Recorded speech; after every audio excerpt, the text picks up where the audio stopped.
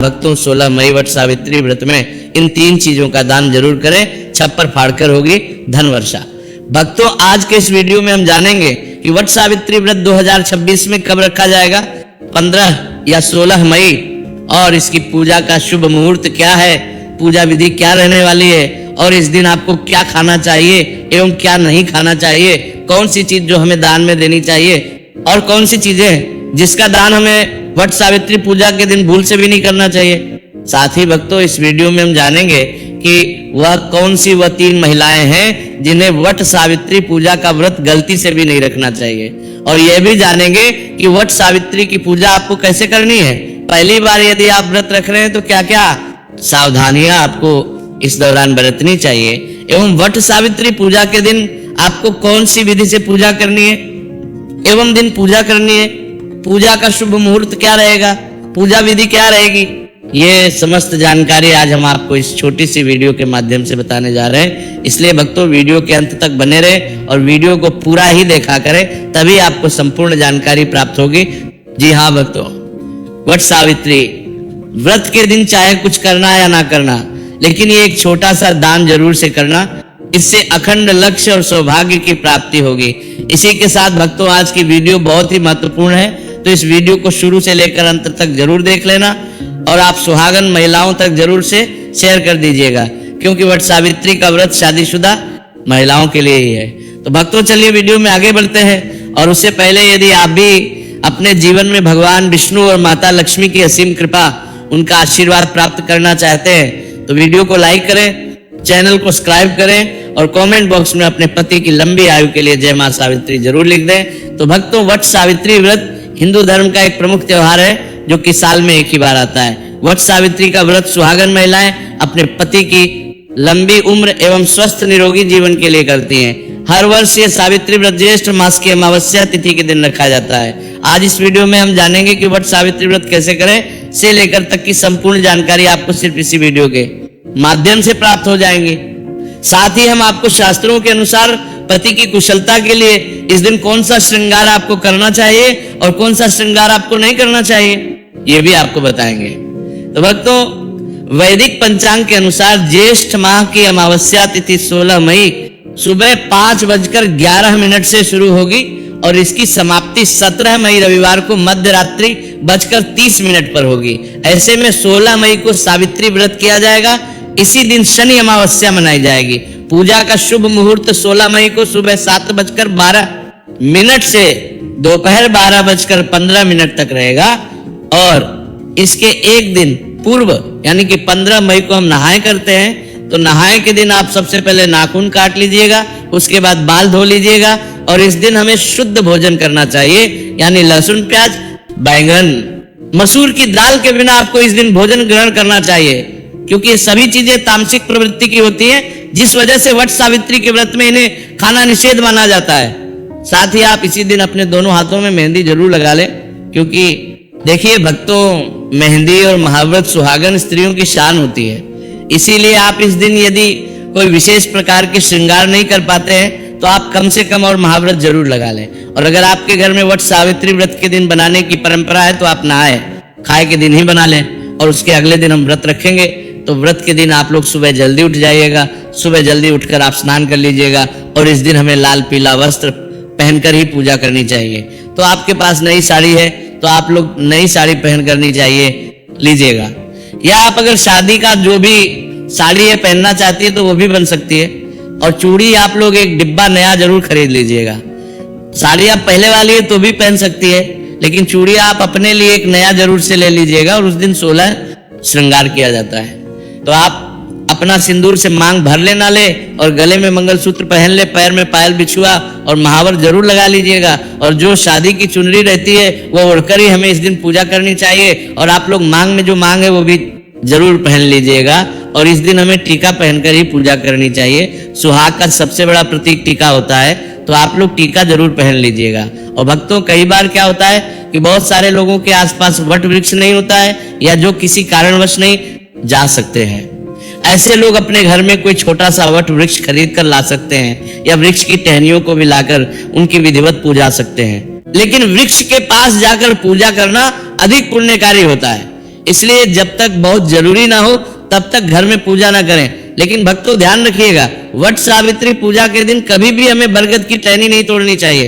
तो आप लोग एक दिन पहले ही बरगद यानी कि वट वृक्ष की टहनी आप मंगवा कर रख लीजिएगा और 16 मई की पूजा में उसी टहनी का इस्तेमाल आप कर लें। इस पूजा में गौरी गणेश का सबसे पहले पूजन किया जाता है, उसके बाद ही हम वट वृक्ष की पूजन करते हैं। और आप गौरी माता हल्दी से बना लीजिएगा और सुपारी में कलावा लपेट कर गणेश जी बना लीजिएगा। अब आप एक लाल कपड़ा ले लीजिएगा, उसके बाद ही पूजन करते हैं। फिर चावल के आटे में थोड़ा सा हल्दी मिक्स करके हमें अपन बना लेना चाहिए। वट वृक्ष में लगाने के लिए और श्रृंगार की सामग्री भी चढ़ाई जाती है, तो आप अपने लिए भी चढ़ा लीजिएगा और कुछ श्रृंगार की सामग्री हमें दान भी करनी चाहिए। और इस दिन जो भी मौसमी फल है वही प्रसाद में चढ़ाया जाता है, जैसे कि तरबूज, खरबूज, पपीता, अंगूर, आम, जो कुछ भी आपके उधर मौसमी फल अभी उपलब्ध हो उस फल को आप जरूर चढ़ाएं। और फिर वट वृक्ष को आपको हवा जरूर करना है, यानी कि आप बांस से निर्मित पंखे से वट वृक्ष जी को हवा जरूर कर दें। एक पंखा से आप अपने पति को हवा करते हैं और दूसरा पंखा दान किया जाता है, तो 2 पंखे की जरूरत होती है। और पूजा पाठ करने के बाद हम परिक्रमा करते हैं, तो परिक्रमा करने के लिए आपके पास अगर कच्चा सूत है तो वो ले लीजिएगा, अगर कच्चा सूत नहीं तो आप मौली धागा से भी परिक्रमा कर सकते हैं। और नियम तो है एक 108 परिक्रमा हमें करनी चाहिए। अगर 108 आप करने में सक्षम है तो 108 कीजिएगा, नहीं तो आप अपनी शक्ति अनुसार 7 या 11 या 21 या 51 बार भी परिक्रमा कर सकते हैं। और परिक्रमा करते समय आप लोग ध्यान दीजिएगा, अगर आपका धागा मान लीजिए खत्म हो जाए या फिर टूट जाए, फिर भी आपको परिक्रमा रोकना नहीं है। धागा खत्म हो जाए तो आप वही धागे को बांध के करते रहें। और परिक्रमा करने के लिए आप अपने हाथ में चना ले लीजिएगा और एक पैकेट हमें सिंदूर ले लेना है, चना गिन कर लीजिएगा, क्योंकि परिक्रमा करते समय हम भूल जाते हैं कि हम कितनी बार परिक्रमा किए हैं। इसीलिए आप लोग चना ले लीजिएगा और सिंदूर ले लीजिएगा वट वृक्ष में लगाने के लिए। और सुहाग की सामग्री हमें जरूर चढ़ाना चाहिए, तो आप सुहाग की सामग्री में चूड़ी, सिंदूर, बिंदी ये भी चढ़ा सकते हैं। और मान लीजिए 16 श्रृंगार की सामग्री चढ़ाना है तो वह भी चढ़ा सकते हैं। और कुछ ना कुछ आप लोग दान करने के लिए भी जरूर चढ़ाएगा। आपको पूजा कर लेनी है, पूजा करने के बाद इस दिन पति का पूजन भी किया जाता है। तो आप लोग जब पूजा कर लीजिएगा, घर आइएगा, उसके बाद आप सभी पति का पूजन कीजिएगा। सबसे पहले पति के जल से पैर धोए जाते हैं, उसके बाद हम पंखे से हवा करते हैं, टीका लगाते हैं और उनके हाथ में कलावा बांधते हैं। और जो भोग प्रसाद हम लाते हैं वो हम पति को खिलाते हैं। तो पति पूजन हमें जरूर करना चाहिए। और पति पूजन करने के बाद अभी आप चाहे जो शरबत ये ले सकते हैं। देखिए भक्तों, इस व्रत में सिर्फ नमक नहीं खाया जाता है, आप मीठा भोजन कर सकते हैं। तो आप लोग पूजा करने के बाद जो कुछ भी खाना चाहते हैं वो खा सकते हैं। और शाम में सूर्यास्त होने से पहले ही आप मीठा भोजन कर लीजिएगा। सूर्यास्त होने के बाद हमें कुछ भी नहीं खाना चाहिए। और व्रत का पारण हम अगले दिन करेंगे। और इस वट सावित्री व्रत 16 मई शनिवार को है और नहाए खाए 15 मई शुक्रवार को है। और व्रत का पारण हम 17 मई दिन रविवार को करेंगे। और जो महिलाएं पहली बार वट सावित्री व्रत करना चाहती है वो कर सकती है। और पूजा करने के बाद वहां पर जितनी भी सुहागन महिलाएं हैं उनके मांग में हमें सिंदूर लगा देना चाहिए। और आप लोग प्रसाद जरूर दीजिएगा भक्तों। सत्यवान सावित्री की मूर्तियां, बांस, पंखा, लाल कलावा, धूप, फल, पुष्प, रोली, सुहाग का सामान, बरगद का वृक्ष, जल से भरा कलश। शास्त्रों के अनुसार बरगद के वृक्ष के तने में भगवान विष्णु, जड़ों में ब्रह्मा और शाखों में भगवान शिव का वास है। इस वृक्ष में कई सारी शाखाएं नीचे की ओर रहती हैं, जिन्हें देवी सावित्री का रूप माना जाता है। इसलिए मान्यता है कि इस वृक्ष की पूजा करने से भगवान का आशीर्वाद प्राप्त होता है और मनोकामनाएं पूरी होती हैं। संतान के लिए इस वृक्ष की पूजा करना लाभकारी माना जाता है। मान्यता है कि ज्येष्ठ मास की अमावस्या तिथि के दिन वट वृक्ष की छांव में देवी सावित्री ने अपने पति की पूर्ण जीवित किया था।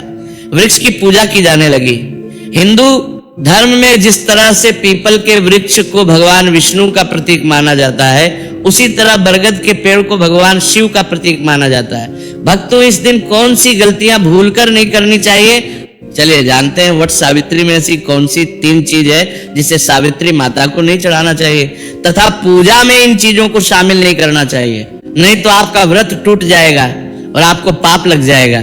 भक्तों, आगे बढ़ने से पहले सच्चे दिल से कमेंट बॉक्स में अवश्य लिखें जय माता सावित्री। माता सावित्री के लिए एक लाइक तो बनता है। और हमारे चैनल को सब्सक्राइब करके कमेंट बॉक्स में जय माता सावित्री जरूर लिख दीजिएगा। चलिए भक्तों, हम जानते हैं कुछ ऐसी गलतियों के बारे जिन्हें आपको 16 मई वट सावित्री व्रत के दिन भूलकर भी नहीं करना चाहिए। वट सावित्री व्रत में काले और सफेद रंग के कपड़े बिल्कुल भी ना पहने, क्योंकि काला रंग अशुभता का प्रतीक होता है, वही सफेद रंग विधवा या शोक का प्रतीक होता है। इसलिए कम से कम सावित्री की पूजा के दौरान आप इन कपड़ों को ना पहने। लेकिन यदि आप किसी ऐसे पेशे में है जैसे कि डॉक्टर या वकील है, तो आप पूजा करने के बाद सफेद या काले कलर के कपड़े पहन सकते हैं, उसमें कोई भी दिक्कत ना है। लेकिन कोशिश करें कि पूजा के वक्त लाल, गुलाबी, कत्थई, बैंगनी इन सभी रंगों के कपड़े आप पहने। ऐसा करने से माता आपसे अति प्रसन्न होगी और आपको अखंड सौभाग्यवती का वरदान देंगी। भक्तों, इस दिन जितना ज्यादा हो सके श्रृंगार आदि का दान करें, इससे आपके पति पर कभी कोई कष्ट नहीं आएंगे। माता सावित्री प्रसन्न होती है। लेकिन याद रहे, खुद का मेकअप दान ना करें, बाहर से खरीद कर ही दान करें। इससे आपके जीवन में कभी भी धन की कमी नहीं होगी। वहीं शास्त्रों के अनुसार माना जाता है कि वट सावित्री के व्रत में व्रतधारी को नमक का सेवन नहीं करना चाहिए एवं घर में किसी भी व्यक्ति को मांस मदिरा का सेवन नहीं करना चाहिए एवं इस दिन पति पत्नी को आपस में दूरी बनाकर रखनी चाहिए एवं कठोर ब्रह्मचर्य का पालन करना चाहिए, क्योंकि इस दिन संबंध बनाने से ना सिर्फ व्रत खंडित होता है बल्कि पति संकट भी आ सकता है। इसलिए आप इस बात का विशेष रूप से ध्यान रखें। इसके अलावा वट सावित्री के दिन सुहागिन महिलाओं को दिन के वक्त नहीं सोना चाहिए, क्योंकि शास्त्रों में ऐसा बताया गया है कि किसी भी व्रत को करने के बाद दिन के समय सोने से वो व्रत खंडित हो जाता है। इसलिए आप दिन के वक्त बिल्कुल भी ना सोए। साथ ही वट सावित्री व्रत के दिन आप सुबह सूर्योदय से पहले उठ जाए। नित्य कर्मों से निवृत्त होने के बाद भगवान श्री सूर्य नारायण को एक लोटे जल में लाल पुष्प और रोली डालकर जरूर अर्पित कर दें। इससे आपको भगवान श्री सूर्य नारायण जी की विशेष कृपा प्राप्त होगी। वहीं भक्तों, अगली गलती जो आजकल की नवविवाहित महिलाएं करती हैं वह मांग में कम सिंदूर लगाना। भक्तों, हमारे हिंदू धार्मिक ग्रंथों में सिंदूर को पति की लंबी आयु का प्रतीक माना जाता है। ऐसा कहा जाता है जिस भी महिला की मांग में सिंदूर तरीके से भरा हुआ होता है, थोड़ा लंबा होता है, उस महिला का पति दीर्घायु होता है। लेकिन आजकल की महिलाएं फैशन के चलते मांग में बस थोड़ा सा सिंदूर लगाती हैं। लेकिन आपको कम से कम वट सावित्री वाले दिन नाक से होकर पूरी मांग में सिंदूर लगा लेना है। शास्त्रों में वट सावित्री व्रत को अत्यंत शुभ और फलदायी व्रत माना गया है। ये व्रत सुहागन महिलाओं द्वारा अपने पति की लंबी आयु, सुख और समृद्धि की कामना के लिए किया जाता है। इस दिन मांग में सिंदूर भरना बहुत महत्वपूर्ण होता है। कहा जाता है कि इस दिन यदि महिलाएं अपनी मांग में थोड़ा लंबा सिंदूर भरे तो इससे उनके पति की आयु बढ़ती है और माता सावित्री प्रसन्न होती है। जब महिला की मांग में सिंदूर सुशोभित होता है तो वह सौभाग्यवती स्वरूप मानी जाती है। खासकर वट सावित्री और करवा चौथ जैसे व्रतों में सिंदूर को विशेष स्थान प्राप्त है। यदि कोई महिला जानबूझकर या अज्ञानता में सिंदूर कम भरती है या इस पर ध्यान नहीं देती तो ये व्रत की पूर्णता में बाधा बन सकता है। इसलिए मांग में सिंदूर जितना अधिक और सुसज्जित रूप से भरा जाएगा उतना ही ये शुभ फलदायक रहेगा। वट सावित्री के दिन माता सावित्री को लाल फूल अर्पित करने का विशेष महत्व है। लाल फूल प्रेम, श्रद्धा और भक्ति का प्रतीक होता है। जब महिला सच्चे भाव से लाल फूल अर्पित करती है तो इससे उसके जीवन में प्रेम, सामंजस्य और समृद्धि बनी रहती है।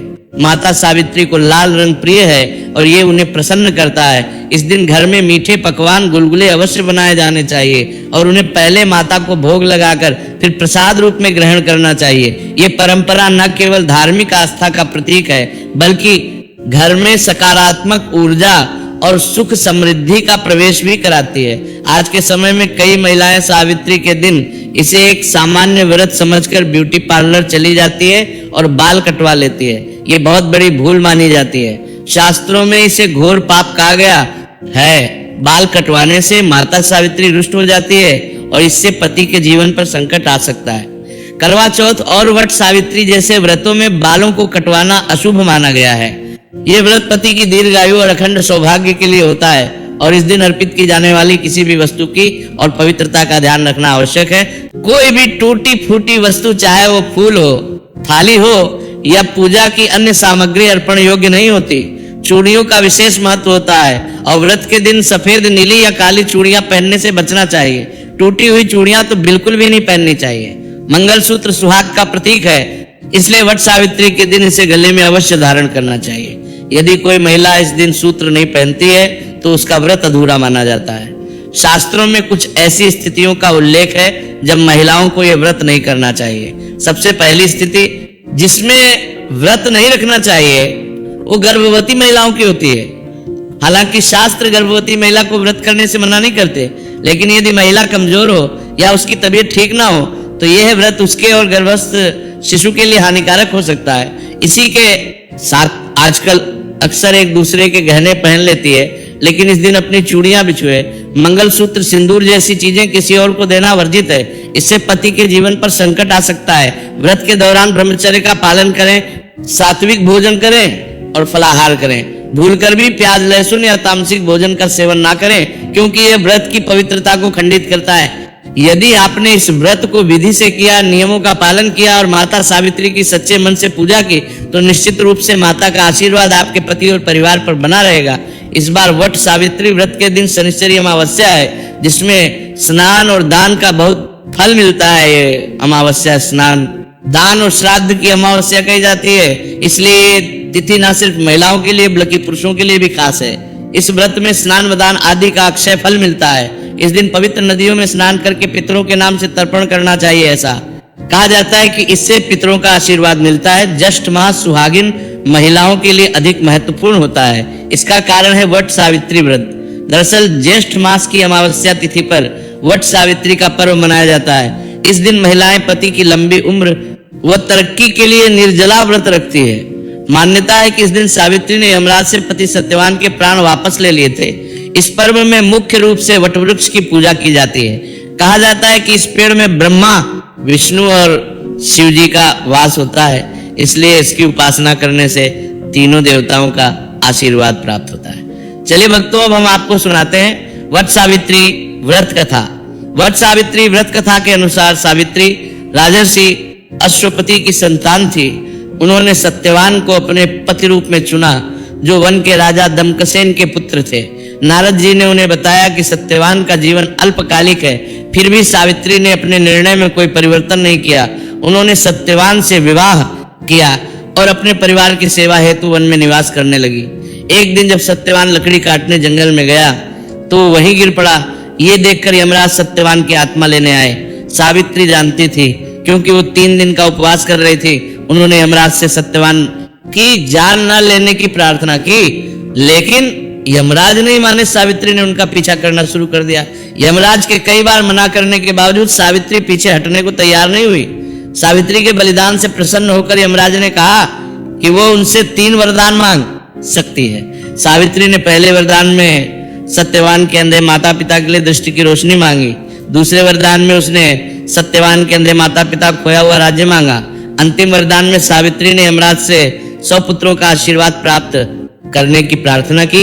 यमराज ने उसे ये 3 इच्छाएं प्रदान की और तुरंत ही समझ गए कि अब सत्यवान को अपने साथ ले जाना संभव नहीं है। यमराज ने सावित्री को अखंड सौभाग्यवती होने का आशीर्वाद दिया। उस समय सावित्री एक बरगद के पेड़ के नीचे सत्यवान के साथ बैठी हुई थी। इसलिए इस दिन महिलाएं बरगद के पेड़ के चारों ओर धागा लपेटकर पूजा करती है। बरगद के पेड़ की पूजा किए बिना यह व्रत पूरा नहीं माना जाता है। तो भक्तों, अगर आपको ये जानकारी उपयोगी लगी हो तो वीडियो को लाइक जरूर करें, चैनल को सब्सक्राइब करें।